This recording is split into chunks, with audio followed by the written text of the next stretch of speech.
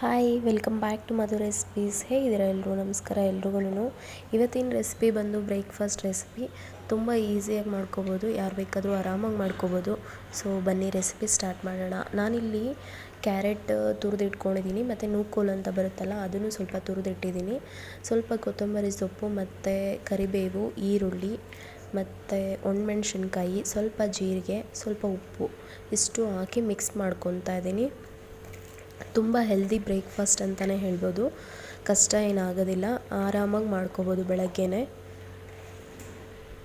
ತುಂಬ ಟೈಮ್ ಕೂಡ ತಗೊಳ್ಳೋ ಹಂಗಿರೋದಿಲ್ಲ. ಈಗ ಸ್ವಲ್ಪ ರಾಗಿ ಹಸಿಟ್ಟು ಹಾಕ್ಕೋತಾ ಇದ್ದೀನಿ. ನೀವು ರಾಗಿ ಹಸಿಟ್ಟು ಬೇಡ ಅಂತಂದರೆ ನೀವು ಗೋಧಿ ಹಿಟ್ಟು ಇಲ್ಲ ಅಂತಂದರೆ ಅಕ್ಕಿ ಹಿಟ್ಟು ಕೂಡ ಹಾಕ್ಕೋಬೋದು. ಬಟ್ ಪ್ರಾಸೆಸ್ ಮಾತ್ರ ಸೇಮ್ ಇರುತ್ತೆ.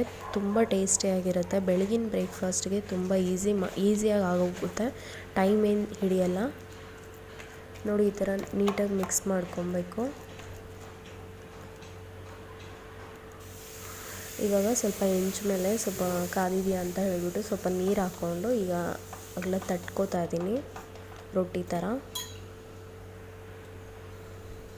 ಆಮೇಲೆ ಸ್ವಲ್ಪ ಎಣ್ಣೆ ಹಾಕ್ಕೊಳ್ಳಿ. ಎಣ್ಣೆ ಬೇಡ ಅಂತಂದರೆ ನೀವು ತುಪ್ಪ ಕೂಡ ಹಾಕ್ಕೋಬೋದು.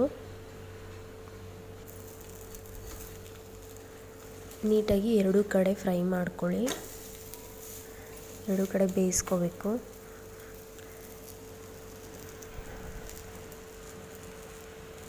ಇದಕ್ಕೆ ನೀವು ಟೊಮೆಟೊ ಚಟ್ನಿ, ಈರುಳ್ಳಿ ಚಟ್ನಿ ಯಾವುದ್ರಲ್ಲಿ ಬೇಕಾದರೂ ತಿನ್ಬೋದು.